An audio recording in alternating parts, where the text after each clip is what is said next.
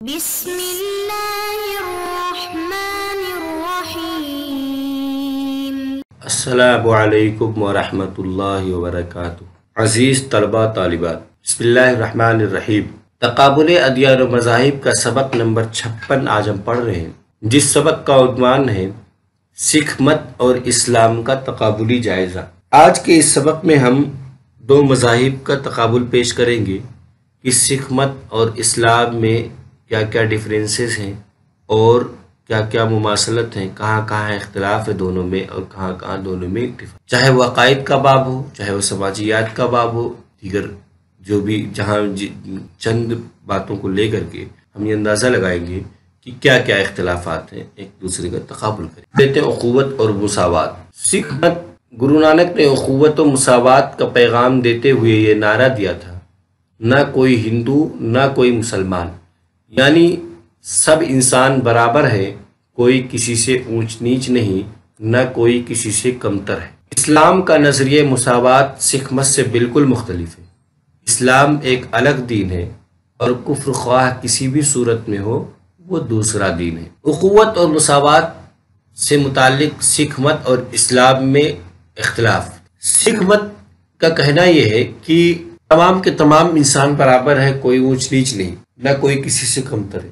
لیکن جب سکھ مت یہ کہتا ہے کہ نہ کوئی ہندو نہ کوئی مسلمان، یعنی تمام انسان برابر ہیں، چاہے وہ ہندو ہو چاہے مسلمان، اس بات کو اسلام ایکسیپٹ نہیں کرتا کہ ہندو یعنی مسلمان اور مسلم اور غیر مسلم برابر ہیں، مومن اور غیر مومن برابر ہیں، اس بات کو اسلام ایکسیپٹ نہیں کرتا۔ اسلام بحیثیت انسان تو تمام لوگوں کی پوری انسانیت کو مساوات کر دے، لیکن اس کے بعد اس بات کا اسلام کسی طرح سے ایکسیپٹ نہیں کرتا کہ کفر اور کافر اور مومن برابر ہیں، اس بات کو اسلام کسی بھی صورت میں ایکسیپٹ نہیں کرتا۔ جبکہ سکھ مت میں یہ ہے کہ وہ دونوں کو برابر قرار دیتے ہیں، مسلمان اور غیر مسلم دونوں کو برابر قرار دیتے ہیں، لیکن اسلام میں ایسا نہیں۔ اسلام میں ایک دینی رشتہ ہے کہ ایک مومن دوسرے مومن کا بھائی ہے، ایسا نہیں کہ اسلام دوسروں کو بھی بھائی قرار دیتا ہو۔ بحیثیت انسان ایک الگ مساوات ہے، اور ایمان اور غیر مومن یہ ایک الگ مساوات، اس کو کبھی بھی اسلام ایکسیپٹ نہیں کرتا۔ یہ اخوت اور مساوات نے اسلام اور سکھ مت کے بیچ یہ ڈفرینسز ہے کہ وہ دونوں کو برابر سمجھتے ہیں، مومن اور غیر مومن کو۔ اسلام میں مومن اور غیر مومن کو برابر نہیں سمجھا جاتا، بلکہ بحیثیت انسان تو سمجھا جاتا ہے، لیکن بحیثیت مذہب اور بحیثیت دین دونوں میں بہت زیادہ تفاوت ہے۔ تناسخ اور آواگمن کا عقیدہ سکھ مت نے ہندو مت سے جوں کا توں قبول کر لیا۔ اسلام نے اس عقیدے کو کبھی بھی تسلیم نہیں کیا، نہ ہی اسے کوئی حیثیت دی، بلکہ اس عقیدے کو باطل قرار دیا اور اس کا مکمل طور سے رد بھی کیا۔ تناسخ کا عقیدہ کہ انسانی ارواح بار بار اس دنیا میں آتی رہیں گی جب تک اسے مکتی، موکش یا نروان حاصل نہیں ہو جاتا، اس بات کو ہندو مت کا یہ عقیدہ تھا، اس کو سکھ مت نے بھی عین ہی قبول کر لیا۔ سکھ مت بھی اس بات کا قائل ہو گیا کہ انسانی ارواح کو جب تک مکتی نہیں مل جاتی تب تک وہ اس دنیا میں بار بار آتی نہیں، جبکہ اسلام نے اس کا سختی سے رد کیا۔ اسلام اس بات کا قائل نہیں کہ انسانی روح اس دنیا میں بار بار آتی، بلکہ اسلام کا تو یہ عقیدہ ہے کہ ایک بار انسان اس دنیا میں فوت نکل چلا گیا، اس دنیا سے اس کی وفات ہو گئی، تو وہ ایک دوسری دنیا میں عالم برزخ میں چلا جاتا ہے، پھر قیامت قائم ہونے پہ سوال و جواب اور حساب و کتاب کے بعد جنت و جہنم اس کا، یعنی اس کی کوئی انسانی روح کی کوئی واپسی نہیں ہے اس دنیا میں، جبکہ سکھ مت واپسی کا قائل ہے۔ گرو کی ضرورت۔ سکھ مت اپنے پیروکاروں کے لیے کسی گرو اور مرشد سے قلبی تعلق قائم کرنے کی ضرورت پر زور دیتا ہے، لیکن سکھ مت میں گرو گرنتھ کو گرو مان لینے کے بعد کسی انسانی ہستی کو گرو کا درجہ حاصل کرنے کے قابل نہیں سمجھا گیا، مگر سابقہ 10 گروؤں پر ایمان رکھنا سکھ مت میں ضروری ہے۔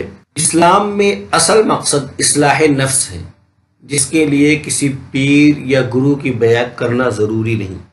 یہ الگ بات ہے کہ اسے اطمینان قلب کا ذریعہ قرار دیا جائے، لیکن یہ ضروری نہیں کہ پیر کے بغیر اصلاح نفس نہیں ہو سکتا۔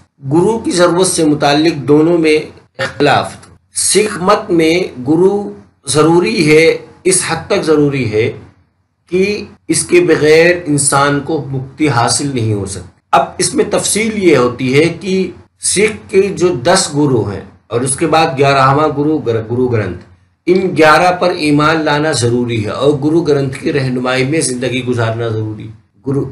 لیکن جو لوگ گرو گرنتھ کو آخری گرو نہیں مانتے بلکہ وہ انسانی ہستی کے گرو کے قائل ہیں اور ہر دور میں اپنا ایک گرو متعین کرتے رہتے ہیں، وہ لوگ جو اس دور کا جو گرو ہوتا ہے اس کو پیر و مرشد مانتے ہیں۔ اس کو پیر و مرشد ماننا اس دوسرے فرقے کے لیے، سکھ مت کے دوسرے فرقے کے لیے ضروری ہے، تبھی نجات حاصل ہوگی۔ جبکہ اسلام میں ایسا نہیں، اسلام میں گرو سے اصلاح نفس تو ہو سکتا، لیکن اصلاح نفس کے لیے ضروری نہیں کہ کسی گرو کو ہی لیا جائے۔ انسان کی آخرت کی کامیابی کے لیے انسان خود شریعت پر عمل کر کے کامیاب ہو سکتا ہے، اس کے لیے کسی پیر و مرشد کی ضرورت نہیں۔ البتہ پیر و مرشد ایز اے استاذ، ایز اے گائیڈ اس کی رہنمائی کر سکتا ہے، اور پیر و مرشد یا گرو کی بیعت انسان اسلام میں جائز ہے، بلکہ ایک پسندیدہ عمل ہے۔ تصوف کا پورا سلسلہ اسی پہ ہے کہ پیر و مرشد کی رہنمائی میں اسلامی شریعت پر عمل کیا جائے، یہ ایک پسندیدہ عمل ہے لیکن ضروری نہیں۔ یعنی ان پیر و مرشد پر ایمان کی کا درجہ نہیں کہ ان پر ایمان لانا ضروری ہے، جبکہ سکھ مت میں ایمان کا درجہ حاصل ہے گرو کو، نبوت اور پیغمبری۔ سکھ مت نے اپنے بانی بابا گرو نانک کو پیغمبر و نبی کی حیثیت سے متعارف کروایا ہے۔ اسلام نے نبی مکرم سرور دو عالم صلی اللہ علیہ وسلم کو خاتم النبیین اور سلسلے نبوت کی آخری کڑی قرار دیا ہے اور بتایا ہے کہ حضور صلی اللہ علیہ وسلم کے بعد کوئی نبی نہیں آئے گا۔ نبوت اور پیغمبری سے متعلق دونوں میں فرق یہ ہے کہ سکھ مت بابا گرو نانک کو اپنا نبی مانتا، اور اس کے بعد پھر اوتار کا تصور جو انہوں نے ایکسیپٹ کیا، گرو ارجن دیو نے جو اوتار کا تصور عام کیا، تو انہوں نے اپنے سے پہلے تمام گروؤں کو اوتار مان لیا، یعنی نبی مان لیا۔ پھر اس کے بعد ان کے بعد جو باقی گرو ہوئے ان کو بھی نبی مان لیا گیا، یعنی گرو گرنتھ تک کے گروؤں کو اوتار مان لیا گیا نبی۔